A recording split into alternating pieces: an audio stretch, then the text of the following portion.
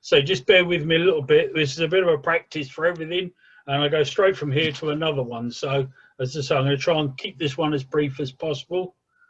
Right, what we do need to do is we do need to just tell you and explain to you about a couple of things that will be happening. There are a couple of key people on the call tonight, which is Dave Wyman, our Chief Marshal, and Sue Fielding, our Communications Manager, and the lady on the end of the microphone, as it were. They're obviously available to ask questions at the end, but can I ask you all, just for the moment, just to mute your systems, just to make sure, because every time you make a noise, then it will switch away from me and it will go over to you. So unless you can sing, I wouldn't bother. I just turn it on to mute. The purpose of electronic briefings now is a new normal. Okay, we're all getting fairly used to them now. There are still some people out there that this is their first one, but we are getting quite used to them. I, myself, and a number of other people were on a call last night where there was over 400 people involved, and that was an MS UK webinar, which I'll tell you the results of in just a few minutes. But it just goes to show that this is the new normal, and this is probably the way that we're going to progress now from here on. Background to event organisational restrictions is that obviously operating an event under COVID does actually mean that we've got some new things that we have to work through, new systems, new protocols. One of those is the reduced contact and elimination of all paperwork. That does mean that we've all got to move into the electronic age, I'm afraid, or find a 4-year-old that can do it for us. We're also under scrutiny from the MOD, who have concerns about the resumption of civilian events on their land.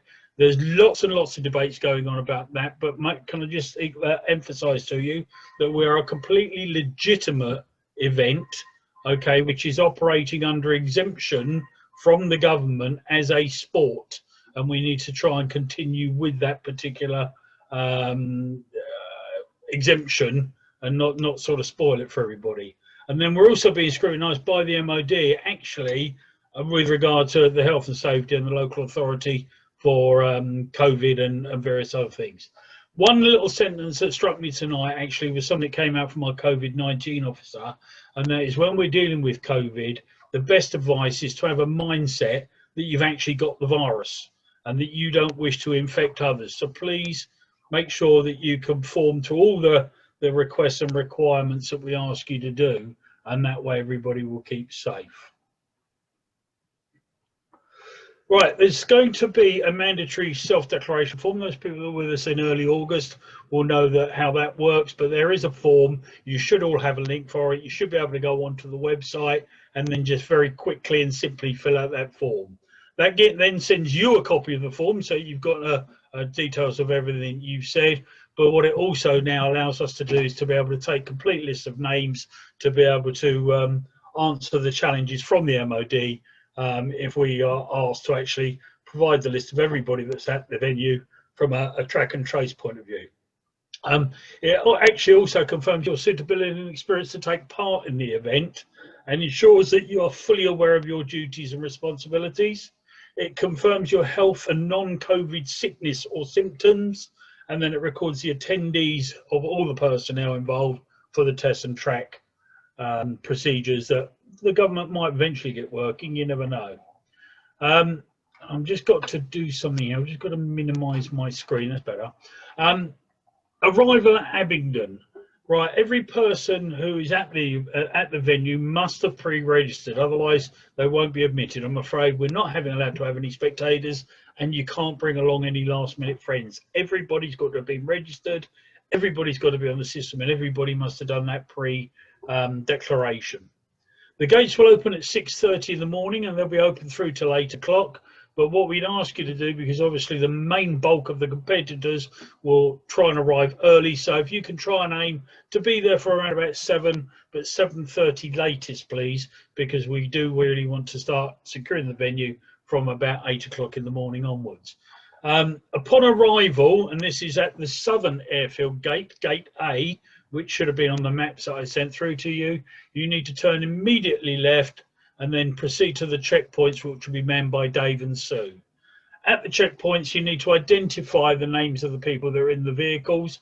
Dave may have known you for a long, long time, but he's getting old like I am. He won't have his glasses on, so he won't probably be able to see into your nice sort of shiny vehicle to be able to see who you are. So just let him know who it is that's in the vehicle.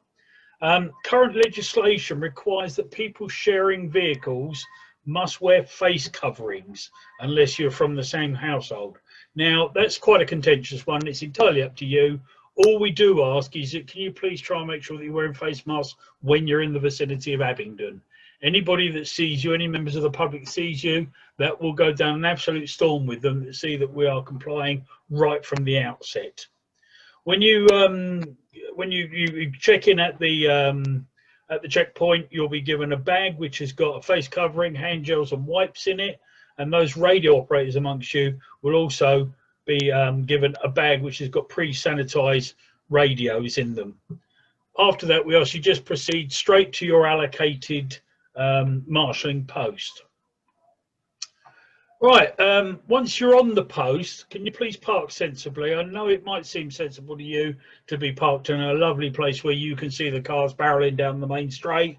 Unfortunately, that does mean that they can see you, and it can be very, very off-putting if you can see a car in the distance, you're not too far how they are. So please park off the direct line of sight with competitors. Relax and just watch the procession for a little while. There will be officials, there'll be safety, there'll be recovery teams. All of them out there actually familiarising themselves with the course of courses. Please don't go to the paddock for any reason. The paddock is quite a sensitive area with regard to the transmission of the virus and what have you. There's about 140 people plus about another 60 or 70 helpers, another 50 odd organisers and what have you. So it's going to be a very, very densely populated area. So we ask you, please don't come into the paddock unless you really, really, really have to. Can you bring your own food with you and refreshments, especially water? Okay, you're going to be out there for the day. Yes, there is a burger van for emergencies, but again, you're going to have to queue up amongst all sorts of people to get that sort of facility. Can you please also, when you've had your food and your drinks and maybe take all your rubbish home with you, your plastic bottles, your wrapping for your sandwiches and your crisp packets, because otherwise we've got to collect them, and then of course we've got to collect them in a certain way and dispose of them in a certain way. When you're once you've done that, prepare for the day. Make sure you got plenty of sun creams or anti-hay fever. Abingdon can be a very, very strange place. Even at this year, people who do suffer with hay fever can start to get a little bit of an issue. You also need to be very careful at this time of year for insect bites, because obviously being an airfield, there's an awful lot of insects out there that are on their last legs, and a nice chomp on your leg will probably be a nice thing for them. If you do during the course of the day have any issues, there are 2 telephone numbers on there. One is for the Chief Marshal and the other one is for the radio controller. Those numbers will also be available on the website during the course of the event. So if you do need to contact us, or in fact there's one for event control for if you can't manage to raise the other 2.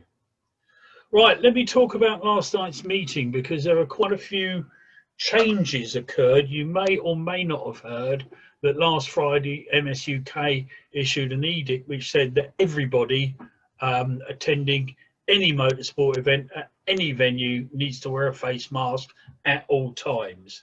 I'm pleased to say that after a certain amount of conversations, shall we say, with them, they've actually now started to see a little bit more common sense, and they've divided that ruling up into 3 basic sections. They've now declared that we've got 3 different types of environments in motorsport. We've got high density and congested areas, and in those areas face masks are mandatory. These are areas such as noise and scrutineering, around start lines, around communal areas where there are toilets, food, or even event marquees, where there is dual occupancy of vehicles, and that counts for officials and rally competitors, and mechanics working inside or sitting inside vans. Okay, they're the main congested ones. As it turns out, sprint, because they are single occupancy, sprint competitors do not need to wear a mask whilst they are actually competing. They do if when they return back into the certain areas, into the paddocks, or as I say, if they want to go to the toilets or use the food facilities. but you will find that they will not be necessarily be wearing masks whilst they are competing. They should also be carrying that inside the car, though, that should they break down, they do need to put their mask on before they start getting out the car and dealing with other people. The second category is medium density areas in which face masks are recommended. These are where social distancing rules are applied, i.e. you are 2 meters away from each other. Okay, and these are service areas, paddocks, and marshals posts in the open air. Now, that marshals post in the open air is probably the part that concerns most of you people. That is where you are not congregating in areas where you're within 2 meters of each other.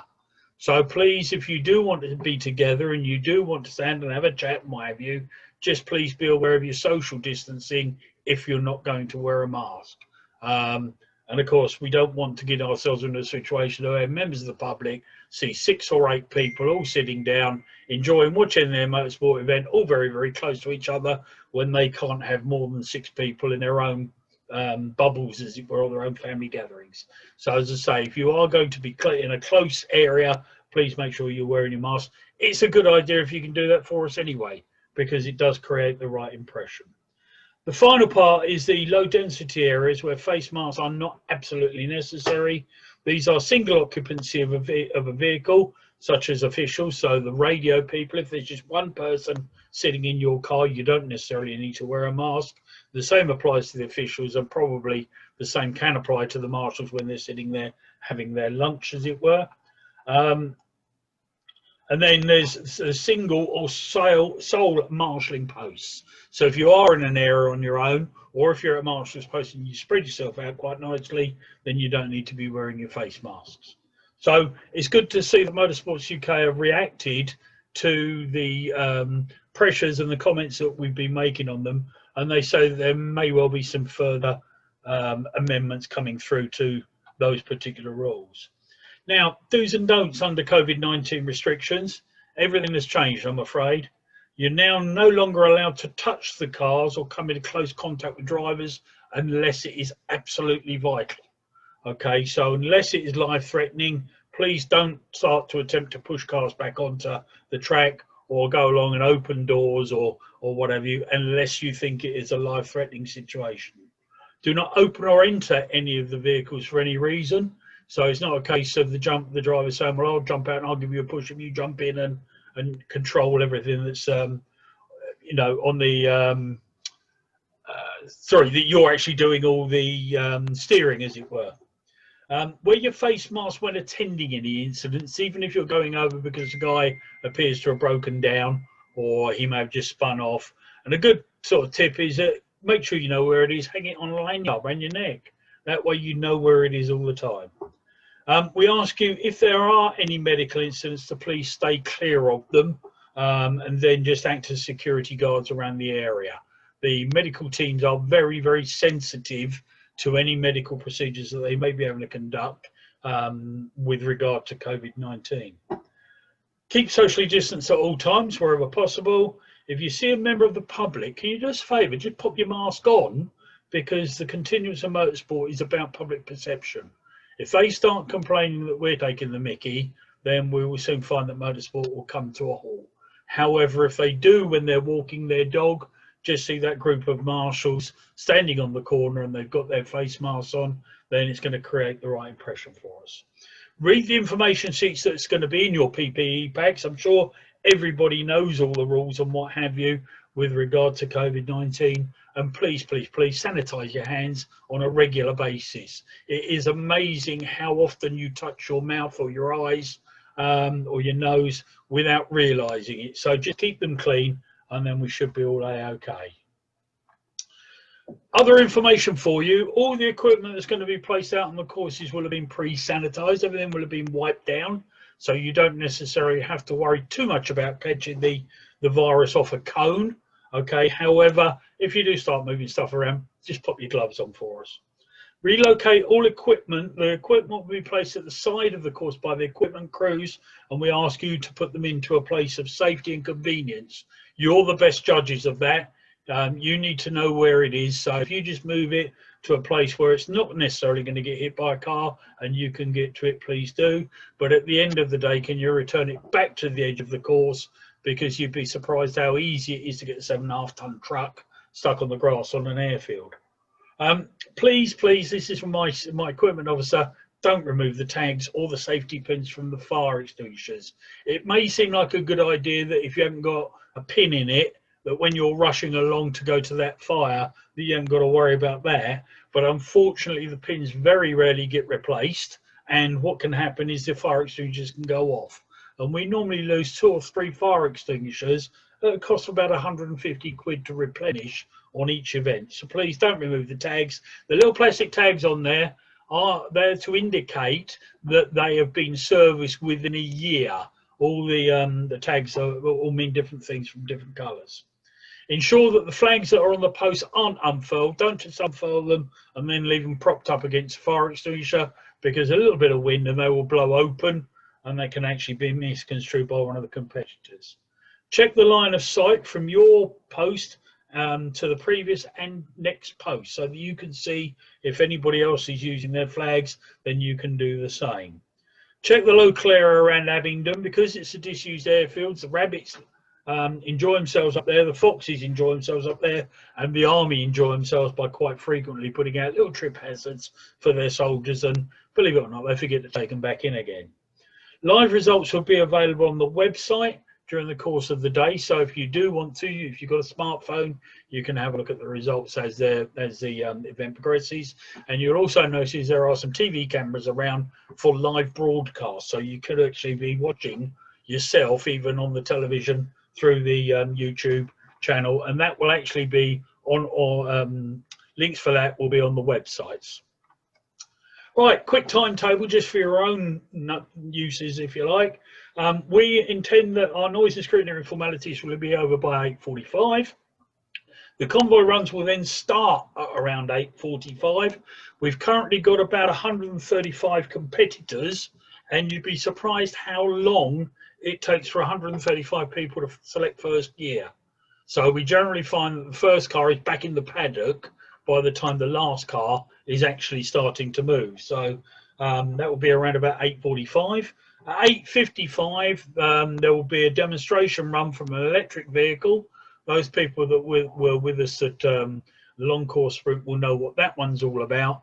That is really a very basic electric vehicle to try and show everybody that you don't need to necessarily go out and buy a Tesla or a McLaren or a Williams or anything like that to get involved in electric vehicle racing or sprinting. It's actually a Honda Civic, and it looks more like an Uber cab than a racing car. So those people that have seen it previously will know what I'm talking about. It will do a demonstration run where it's going to be performing at around about 80% of its ability and the driver's ability. So it's not going to be going that fast. So don't be disappointed if it's not as exciting as you think it will be. We will then have the 2 practice runs, which will start properly at 9 o'clock. They will be followed immediately by the timed runs, and we hope to get 2 timed runs sorted in the morning, because bearing in mind we've got 2 courses, that means half the competitors will be on one course, whilst the other half are on the other course. The EV demonstration will then take place to close down the morning's activity, and then after that he will actually go out and park on the cross runway, where you'll find that there's a marshal's toilet being put out for you, and he'll be out there to answer any questions and let you have a good look at the car from a closer range if need be. After that, he will then open the course in the afternoon, and he'll be doing that by coming along, stopping very close to your marshal's post, and then pulling away again to show you how these vehicles can accelerate and how quiet they are. So the final demonstration and the time runs will restart around about 1 o'clock. Estimated finish at the moment is around about 16:30 or 4:30. That does mean, hopefully, that you'll be able to get away at a reasonable time. Obviously, it's very dependent on incidents and accidents and various other things that happen during the course of the day. Now, all of this sounds as though you're just going to be sitting there doing nothing, but I'm afraid nowadays, no. We actually find that you are probably more valuable to us, as under the current regulations and protocols than you were before, because you are actually now going to be our eyes and ears. Okay, your eyes and ears if and when a competitor breaks down, a competitor loses his way, and that might bring a smile to your face, but we do get one every year that manages to lose his way out on the course, or a competitor simply runs out of talent. So in other words, he just decides he's going to overcook that corner, he's going to get his braking wrong, or he's going to demolish the chicane. All these things happen with monotonous regularity. Always allow a short time for any situation to correct itself. So if a car goes off onto the grass and he still looks okay, there's no need to go screaming off over there, because you'll probably find that you're halfway there and that's when he pulls away and goes off down the straight. So I let the thing develop and let them correct itself. If needed, and you do think that it is needed, display the waved yellow flag to oncoming competitors. This will warn them to slow down because there may be a hazard. They don't necessarily have to stop when they see a yellow. They will just continue on and come back round to the start line so they can have a rerun. When these things happen, just attend the scene, but when you do, please approach the cars from the front so the guy that's sitting in the car can actually see you, and they're not suddenly going to slam it into reverse gear and take away your toes, as it were. When you do manage to make contact with the driver, communicate with hand signals. A simple thumbs up or a thumbs down is probably all it takes to be able to decide as to whether there is something serious or not. And as I say, if you get no reaction from them whatsoever, then it's obviously going to be serious. And then report via the radios and the radio control people that are at your marshal's post should you require further assistance. Now, if it is more serious, we need you to be our eyes and ears as and when a competitor has an accident, or a vehicle catches fire, or if a vehicle drops lots and lots of fluids or oils, or the unexpected happens, such as the competitor losing his way or anything like that.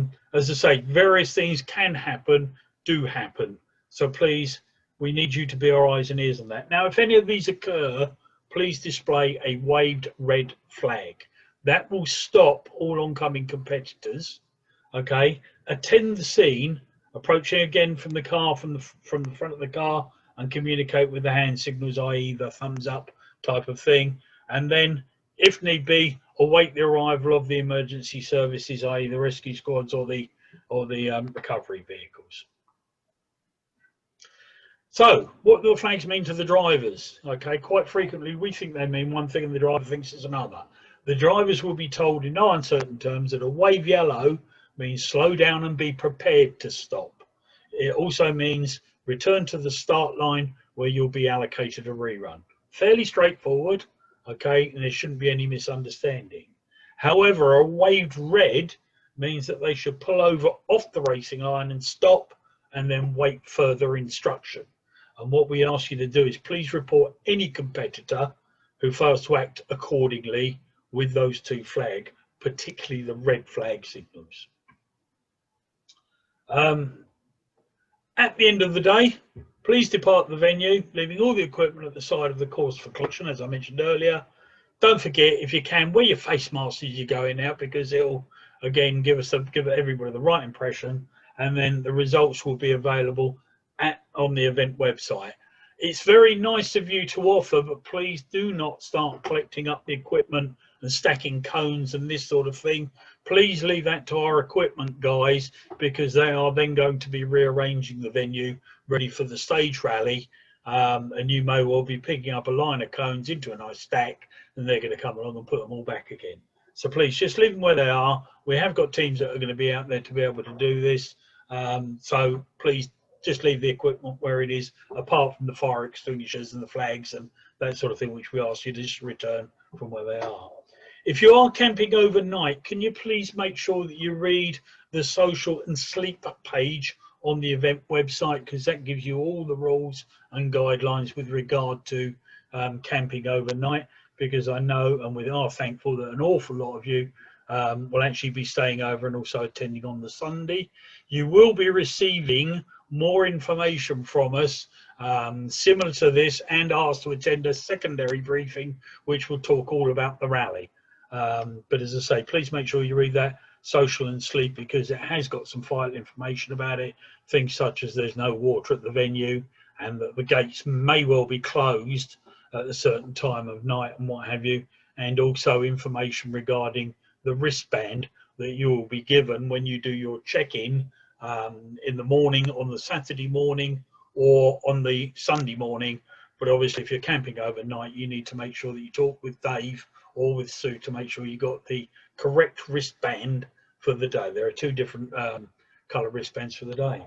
Well, on behalf of the organising team, the competitors and everybody involved in Carnival, thank you for being our very, very important volunteers. Without you, it simply would not happen. Okay, right, I'm here to answer any questions. So is Dave and Sue. So if you've got any questions, please ask. And don't forget, you need to unmute to be able to do that. So I'm going to go back over to you lot and ask you, are there any questions? Yes, I have one. Can you hear me? Is that Paul? Is that Paul? It is, yeah. Yeah, it is. Yeah. Hi, Paul. Hi, Barry. There seems to be a bit of confusion the long sprint regarding whether we could touch or not touch displaced stage furniture. At one stage, they were left for about 15-20 minutes, and eventually they were starting to get in the way. And a guy came out of a car and he rearranged it. But I think that just needs clarifying about how we best to rearrange the stage furniture. Okay, if you are happy to do so, then please do so, but please wear your gloves. As I say, everything is going to be wiped down, so it should be sort of sanitized and what have you. However, some people don't like necessarily doing that, so it really is down to yourselves. But if you feel that you don't want to do it, or if it's too dangerous to do it, leave it, and then we will sort it out. Our team will sort it out. Yeah, but you know, effectively, okay, if it's just a case of moving a cone back a few feet, then please do, you know, do that when it is safe to do so. Barry? Yeah. Okay. Yeah. David, you want to say something? Yes, just in regard to that. If there is anyone who does not want to move furniture, feel free to text or email me. There will be between 2 and 4 people per post.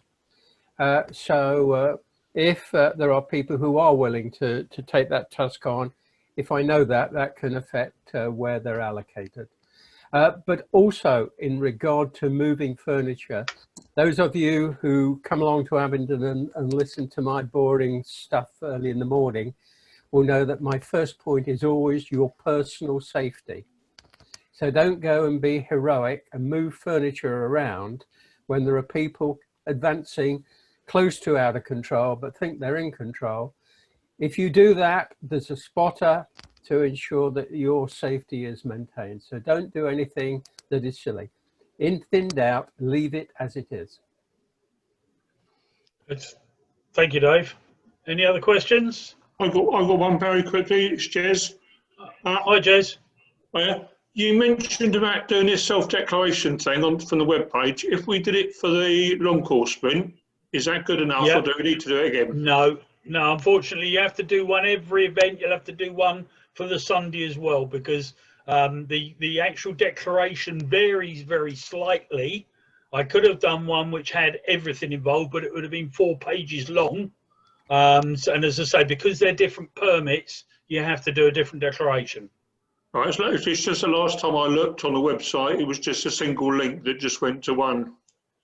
The single link is there for the sprint one. Okay, and as I say, once the finals for the rally go out, which is probably going to be tomorrow, that one will go live as well. So okay. You'd be amazed how quickly some people will start filling these things in before they're ready. Okay, yep. Cheers, Barry. Thanks, Jez, and I'll answer your email later. Yeah, no worries. Any other questions? Barry, I'd like to add a couple of comments at the end, but I don't want to get in. Go on, David. Yeah. Okay. There was a reference to members of the public. Again, no spectators should be in the venue at all. If members of the public do approach you in any form, avoid any level of conflict. Make sure you're wearing a mask. And if in doubt, make a call to event control or to Sue Fielding if it's radio, or to myself. Let us take that on, and you fulfill the function that you're good at. And finally, as we finish this, then and you go away, you suddenly realize you have a question. If indeed you do, feel free to text me. You've got the number that Barry referenced today, or email me. You should have my email address. It's Dave Wyman, all one word, @hotmail.com. Okay. I've got a quick question. Yeah, Bob, mate. When do we get how do we know where to go? Will we be allocated which post as we arrive, will we? David? I think it is likely to be the case. If I do all the allocations and I get everybody, I know everyone who has properly signed on, in theory, I can send you that information beforehand. But given these conditions, with people arriving or maybe deciding that they can't do it, it's actually more difficult. If I've assigned you to a post and somebody doesn't turn up, it's dramatically more difficult to get other people reassigned. So it's best to organize the assignments the night before when you know what's happening, and then get it done on the day. You should all have the maps of the two sprint venue courses. They're fairly straightforward. You do raise a point that I didn't mention. If you look at something like A2, where there's a big chicane, I will probably have at least 4 people on that point, and I shall call them post 2 west and post 2 east. So you're either side of the furniture, so you maintain reasonable distance, and the 2 of you, if you come as a group, can manage that particularly well. So when I do provide the allocations, I may provide further instructions on top of that. Yeah, great. Thanks a lot. Thank you, David.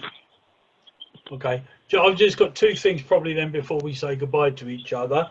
Unfortunately, one of the downsides of last night's meeting was that we were talking about the masks and the like, and MSUK do actually still enforce the rule that if you are unable to wear a mask because of exemption, because of illness or anything like that, then unfortunately we have to ask you not to attend the event. The use of a face mask is actually a mask which goes across your face. It is not a clear visor. Okay, a visor is not a mask, and they are only intended for use with a mask. So with the greatest respect, please don't turn up expecting just to be able to wear a clear visor. If you felt that, or you feel that that is correct, just consider that if you're a smoker and you were to blow that smoke out, imagine what happens to that smoke. It goes all over the place. It goes to the sides, it goes upwards, it goes downwards. The other thing is, it's all about controlling what they call droplets. And every time you cough, it goes onto your visor, okay, and then it will dribble down the visor and fall onto whatever you're standing near. So as I say, visors are not permitted. And as I say, if you are exempt, please do not attend. The only other little thing I've forgot to mention when I was talking about those people, anybody travelling up there on Friday, please make sure that you are aware that there is no access to the venue through the southern airfield gate. Everything has to come in through Honeybottom Lane, because there is a very busy track day going on during the course of Friday. And when you arrive, you do need to make contact with Dave, or in fact Sue, just to make sure that you've got the correct wristbands for the next day and also for the Sunday, because unless we're going to ask you to go out the gate and then come back in again, which seems a bit silly, you won't have the correct wristbands. Okay, right, apart from that, unless anybody's got any other questions, I'm going to move on to my officials briefing in half an hour. Is everybody happy? 1 hour, hopefully 8:30. Well, so yeah, 8:40 now, so 7:40 now. Okay. Cheers, guys. Right, lovely. Thank you very much for your support, and we'll see you a week on Saturday. And thank you again. Cheers. Thank you. Thank you, everybody. Yeah, very good. Thank you, Barry.